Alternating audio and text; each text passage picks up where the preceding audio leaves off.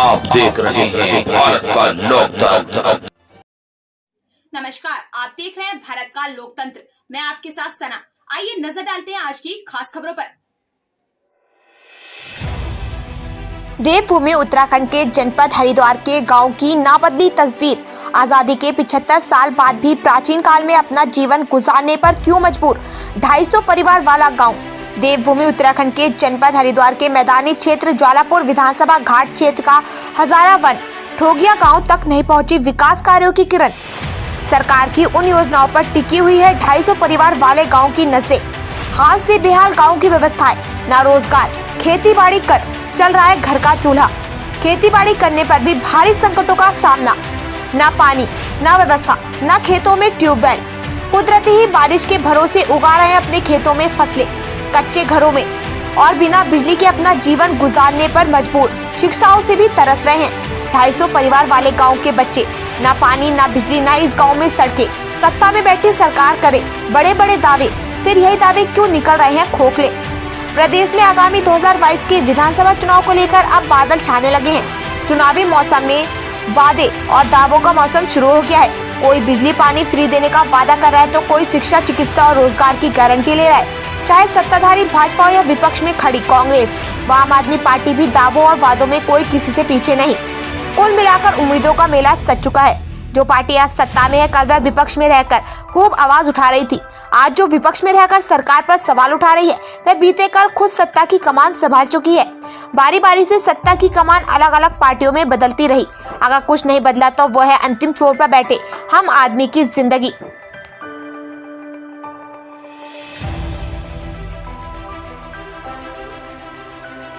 आज zero ground report में हम आपको एक ऐसी कहानी के बारे में बताएंगे जहां इंसान को बेहद सोचने पर मजबूर कर देगी। आज़ाद भारत में बदल तो सब कुछ गया, पर बदली ना उत्तराखंड के उन गांव की तस्वीर आज भी कुछ बयां करती है। हम आपको उत्तराखंड के जनपद हरिद्वार के एक ऐसे गांव के बारे में बताएंगे जहां आज़ादी के 75 साल बाद भी गुलामी की जंजीरों में क्यों जीने पर मजबूर। ये वो गांव है जो वन हजारा टोंगिया के नाम से जाना जाता है। इस गांव में इस वक्त हम पहुंच चुके हैं जो ज्वालापुर विधानसभा क्षेत्र के अधीन ये गांव पड़ता है, जो घाट क्षेत्र में आता है। आपको आज हम इस गांव की वो हकीकत और वो सच्चाई हम आपके सामने लाएंगे और वो स्क्रीन पर जो तस्वीरें लाएंगे इंसान को बेहद सोचने पर मजबूर करेंगी। ग्रामवासियों से जानेंगे कि आज भी आज़ादी के 75 साल गुजर जाने के बाद फिर ये गांव उन गुलामी की जंजीरों में क्यों जीने पर मजबूर है। आइए कुछ जानते हैं ग्रामवासियों से। मैं सीधा कैमरा पर्सन को बोलूँगा जरा वो कैमरे को इधर घुमा दे। सर, आपका बहुत बहुत स्वागत है। भारत की लोकतंत्र की टीम यहाँ पर पहुँची है और जीरो ग्राउंड रिपोर्टिंग आज हम यहाँ पर इस गांव की कर रहे हैं। हम देख रहे हैं इस गांव की आर्थिक व्यवस्था जो है वो डगमगाई लग रही है। कोई रास्तों की बात कर ले तो रास्ते वो बेहद कुछ ही और नज़र आ रहे हैं। जहाँ विकास के दावे किए जाते हैं वो विकास के दावे फिर क्यों खोखले। और इस गांव की तस्वीरें क्या बयां कर रही है। आप क्या कहना चाहेंगे हमारे चैनल के माध्यम से और क्या मैसेज देना चाहते हैं सरकार को। मैं ये कहना चाहूँ कि ये गांव 1932 में बसाया था ब्रिटिश वालों ने। जी जी जी। ये वन गांव है। कुछ और भी गांव बसाए थे और जितने भी वन गांव बसाए थे वो सब राजस्व कामों से आकर के बसे थे। जी जी। वो ब्रिटिश वालों ने किस लिए बसाए थे? जंगल प्रवेश करने के लिए। जी जी। और उसके एवज में 12-12 बीघे जमीन दी थी इन लोगों को। तो वो जंगल प्रवेश इसलिए होता जो हमने कर दिया 1930 में। उसका नाम रखा था अंग्रेजों ने टोंगिया प्लांटेशन। जी जी। तो वो 1930 से लेकर 1985 तक चला, 55 साल चला वो कार्यक्रम। तो वो कैसे होता था? हर किसान को किसी साल 2 एकड़ ज़मीन मिलती थी, किसी साल 3 एकड़ ज़मीन मिलती थी। जी जी। और उसमें 20-20 फीट की दूरी पर नाली खोदनी पड़ती थी। 2 फुट चौड़ी, 2 फुट गहरी। और 15 दिन वो नाली इसी तरह पड़ी रहती। 15 दिन के बाद वो मिट्टी उसी नाली में डालनी पड़ती थी। वो अंग्रेजों की हिकमत थी कि नाली में धूप बढ़ जाए और वह मिट्टी 15 दिन के बाद उसी नाली में डाल दी। और जब डाल दी, जब मानसून उठ जाता था तो लखनऊ से वायरलेस आता था देहरादून कि मानसून उठ गया, बीज बोआ दो।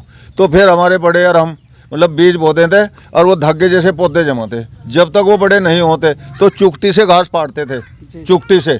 और जब वो बड़े हो जाते तब खुरपे से लड़ाई गुड़ाई करते थे। बीच में खेती होती थी। अगर पौधे को जरा सा नुकसान हो गया तो अंग्रेजी हुकूमत में इतनी सख्ताई थी कि पीछे गेंद पर डंडा मारता था। कल्चर जमादार होता था एक, जो उस काम को कराता था, डंडा मारता था कि पौधे को नुकसान कैसे हुआ।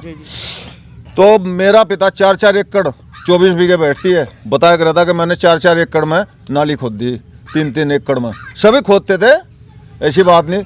तो वो 85 में बंद हो गया काम। उसके बाद इन पर कोई जंगल तैयार नहीं हुआ, जो हमने कर दिया। फिर 86-87 में राजा जी पार्क बन गया। देखिए आजाद भारत का सब कुछ बदल गया है, पर बदली ना बदली इस गांव की तस्वीर। मैं सब बता दूंगा। इस गांव को लेकर विकास के मुद्दों पे क्या कहना चाहते हैं? 2022 में विधानसभा चुनाव भी है, आपके यहाँ हर जनप्रतिनिधि आएगा, हर पार्टी से वादे जो है वो प्रतिनिधि ठोकेंगे अपनी जीत के दावे, उसको लेके क्या कहेंगे? यहाँ कोई नहीं आएगा। 5 साल आपके बीच सुरेश राठौड़ के कार्यकाल कैसे रहे? यहाँ कुछ भी नहीं, उसकी शकल भी नहीं देखी, और न भगवान हमें दिखा हुआ है। ऐसा क्यों है? बेकार है, एक धिल्ले का भी नहीं, एक धिल्ले का नहीं, एक धिल्ले का नहीं। इस गांव की व्यवस्था या पानी या शिक्षा व्यवस्था पानी को लेकर कैसे चलता है? यहाँ तो क्या उसने पूरी विधानसभा ज्वालापुर में कोई कार्य नहीं किया, कोई काम नहीं किया उसने। जी। वो तो विकास के दावे बहुत ठोक रहे थे। भी आपके यहाँ पर एक मेला हुआ था, किसान मेले के नाम से नाम दिया गया था, और मानूवास में हुआ, जो आपके घाट क्षेत्र में लगाया गया वो मेला, उस मेले को लेकर मेरी बात सुनो, वो तो मेले ये लगाते रहे, जनता को लुभाते रहे, वो तो जनता के हाथ में है। वो तो देखना अब क्या होता है रिजल्ट। वो तो आप 2022 में जब चुनाव हो जाएगा तब आप रिजल्ट देखना क्या होता है। मेले लगाते रहो, और वो किसान पड़े दिल्ली मेला लगाओ, उनकी क्यों नहीं सुनते? अगर उनकी ना सुनेगी, वो कानून लागू हो गया तो हमारा आपको सबको 100 रुपए किलो आटा खाना पड़ेगा। चलिए सर, हम आपके साथ लौटते हैं कि इस समय हमारे साथ में और ग्रामवासी, आप क्या कहना चाहेंगे सर? अभी तो इंटरव्यू रह गया मेरा। महोदय नमस्कार, मैं ग्राम हजारा टोंगिया, जिला हरिद्वार, उत्तराखंड से बोल रहा हूँ। मेरा नाम रामकृष्ण है सर। मैं ये कहना चाहता हूँ कि हमारा ग्राम हजारा टोंगिया लगभग हिंदुस्तान पाकिस्तान बंटवारे से पहले ही बसा हुआ है। ये गांव जो है फॉरेस्ट वालों ने अपने टोंगिया प्रदर्शन करने के लिए, पौधारोपण करने के लिए यहाँ बसाया गया था। बहुत सुविधाएं दी गई थी और लालच भी दिया गया था। उसके बाद जैसे उनका जंगल परवरिश हो गया, उन्होंने हमें ऐसा फेंक दिया जैसे कि मक्खी दूध में से निकाल कर फेंक देते हैं। जी। हम आज ना घर के हैं ना बाहर के हैं, ना ज़मीन हमारी है ना हमारे बच्चों की है। बोलते हैं अरे राजा जी टाइगर में हो तुम, तो तुम्हारा यहाँ कोई अधिकार नहीं है। तो महोदय हम ये पूछते हैं कि हम भी तो हिंदुस्तान में है, अरे हम भी तो वोट दे रहे हैं, क्या हमारी आवाज़ वहाँ तक नहीं पहुँची आज तक? क्या हमें कोई जानता ही नहीं ये वोट साले कहाँ से आ रहे हैं? हजारा टोंगिया से आ रहे हैं, कहीं और से आ रहे हैं? कोई भी अधिकारी हमारे गांव में आकर नहीं झांकता, विधायक साहब नहीं झांकते, मुख्यमंत्री साहब नहीं झांकते। क्या आला अधिकारी कितनी बार आपके गांव में पहुंचे? एक बार भी नहीं पहुंचे। सिर्फ एक बार वोट लेने के लिए आए थे हमारे विधायक साहब, बाकी कोई अधिकारी यहाँ नहीं आया बस। तो हमारा ये कहना है कि साहब हम या तो हमें सारे गाँव को बम गोला डाल के फूंक दो, कोई जिंदा ही ना रहे, या फिर हमें जैसे कि आप लोग कह रहे हैं, हमारे प्रधानमंत्री जी भी कह रहे हैं, सभी मुख्यमंत्री साहब भी कह रहे हैं, घर घर पानी पहुंचा दिया, घर घर लाइट पहुंचा दी, घर घर सड़कें पहुंचा दी। सर हमारे यहाँ भी आकर कम से कम देखो कि हमारे यहाँ क्या पहुंचाया आप लोगों ने।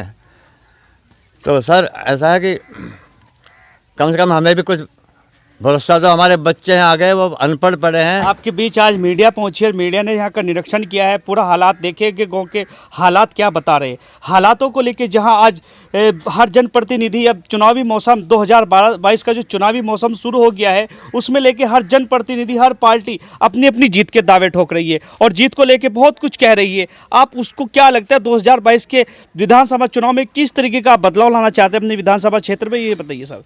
बच्चे हमारे सब अनपढ़ हैं, कोई बच्चा पढ़ा लिखा नहीं है, क्योंकि रास्ते नहीं है, स्कूल की कोई सुविधा नहीं है। हमारी बेटियां बहुआं यहीं सड़कें मर रही है, क्योंकि डॉक्टर की सुविधा नहीं है, रास्ते आने जाने के रास्ते नहीं है। रात को हमारा कोई मरीज बीमार हो गया, हम उसको आगे नहीं ले जा सकते डॉक्टर तक, क्योंकि रास्ते में हाथी पड़ता है, नदी पड़ती है, नदी खाले में पानी बहता है, बुरा हाल है, रास्ता बिल्कुल ख़त्म है। तो सर यह है कि कम से कम हमारी तरफ ग्राम हजारा टोंगिया की तरफ भी देखो। हम भी उत्तराखंड में रहते हैं, उत्तराखंड जो है ठीक है, ऊपर पहाड़ में ज़्यादा मुसीबत है, परंतु मुसीबत तो हमें भी है, हम भी तो आपके सर आप क्या कहना चाहेंगे इसको, अपने गांव को लेकर हालात यहाँ की क्या बता रही है, तस्वीरों को लेकर जो हम बात कर रहे हैं?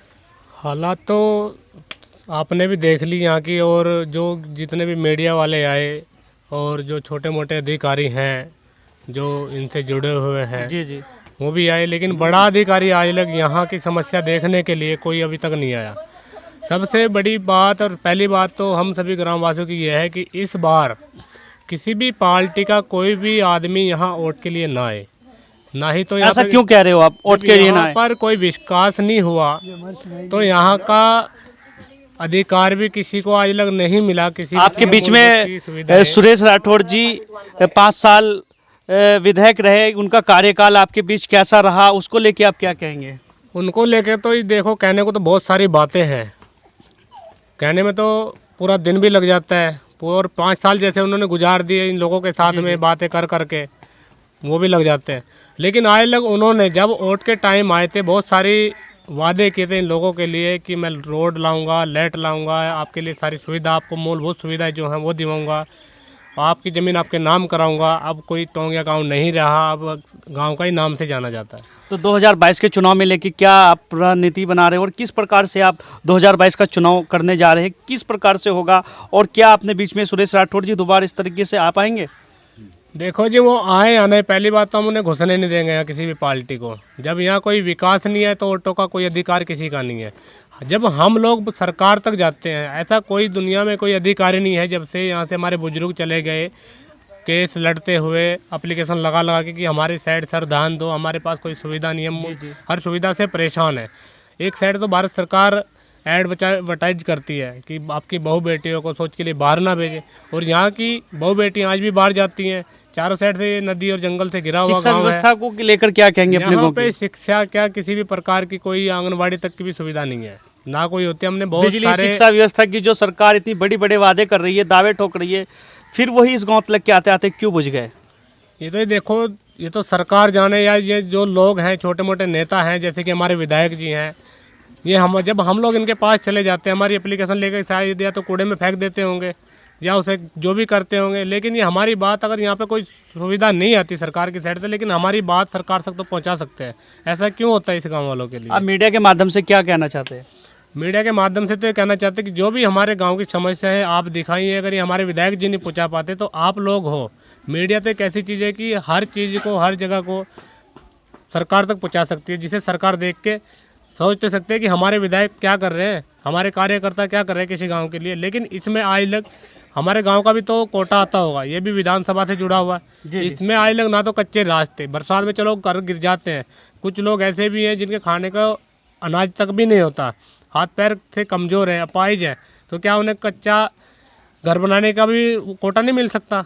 वो भी गैप करके बैठ के कई बार रास्ते की एप्लीकेशन दी, बरसात में रास्ते ख़राब हो जाते हैं, उन्होंने वो रास्ता भी सही नहीं कराया, वो कोटा भी पी के बैठ गए हमारा। तो हम तो यही कहना चाहते हैं कि हमारी बात अगर विधायक तक नहीं जा सकती तो आप लोग भारत सरकार मोदी जी तक पहुँचाइए। धन्यवाद। ठीक है, हम लौटेंगे आपके पास में। सर आप क्या कहना चाहेंगे? मैं तो ये कहना चाहूँगा भाई, 1947 से पहले तो थे ब्रिटिश वालों के गुलाम जी, और अब हैं हम पार्क वालों के गुलाम। राजा जी पार्क वाले गुलाम है, उत्तराखंड शासन के गुलाम है, जो उत्तराखंड सरकार बैठी उसके गुलाम है।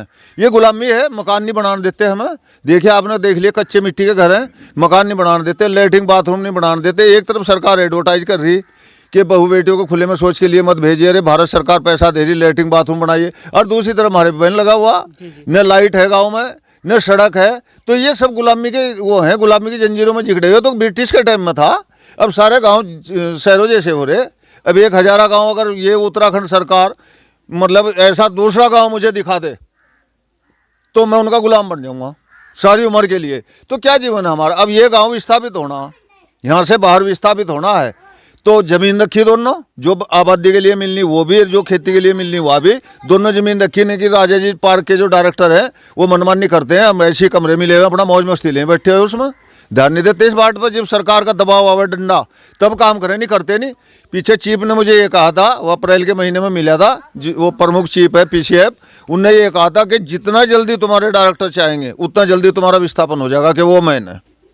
देखिए, आपने सुना भी और हमने कहा भी और आपको बताया भी, अपने दर्शकों को जो हम बता रहे हैं कि आज़ाद भारत में सब कुछ बदल गया, पर बदला क्या ना बदला, वो है उत्तराखंड जनपद हरिद्वार का ज्वालापुर विधानसभा क्षेत्र का ये हजारावन टोंगिया गांव, जहां आज भी ऐसी हालातों में जीने पर मजबूर, ना शिक्षा, ना व्यवस्था, ना बिजली, ना पानी, ना रोजगार। जहां सरकार करे बड़े बड़े दावे, फिर वही दावे इस गांव पर क्यों खोखले नजर आते हैं।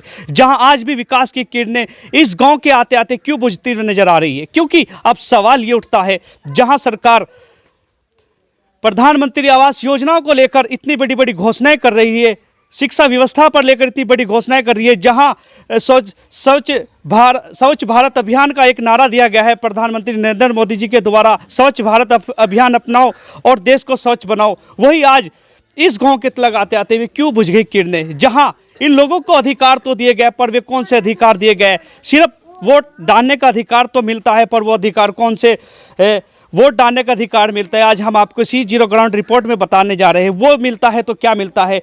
सिर्फ लोकसभा से लेकर विधानसभा चुनाव तक इन लोगों को अधिकार मिलता है, इनको वोट डालने का।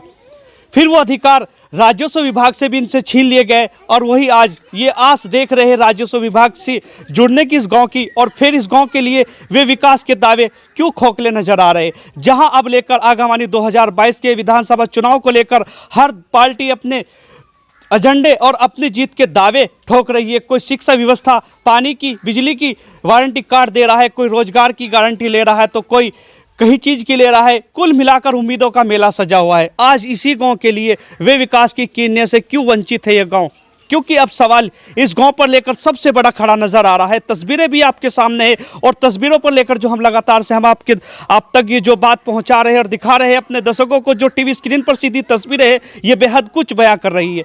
क्योंकि कहा जाता है कि उत्तराखंड को बने हुए 21 वर्ष तो गुजर गए, पर इस गाँव को आज तक गुलामी की जंजीरों में जकड़े हुए ब्रिटिश काल से लेकर अब तक के क्यों ये अपना जीवन आज भी ब्रिटिश काल की टाइम में ही गुजारने पर मजबूर है। जहां कहा जाता है कि ब्रिटिश काल सरकार तो चली गई, पर ब्रिटिश सरकार से भी हाल बेनज़र इन गांव का नज़र आ रहा है। क्योंकि गांव के लोग कैसे अपना जीवन अपने स्थान कैसे गुजार रहे हैं, आप इन तस्वीरों में देख सकते हैं कि जहां कहा जाता है कि गांव के नज़ारे और हर क्षेत्र के नज़ारे बदल जाते हैं, पर इस गांव की तस्वीरें ही आज तक नहीं बदली है। जहां बरसात के मौसम में भी बताया जाता है कि जब नदियां इतनी उफान पर आती है, अगर किसी बीमार को ये लोग लेकर डॉक्टर के यहाँ पहुंचते हैं, तो पर सबसे बड़ी इनकी।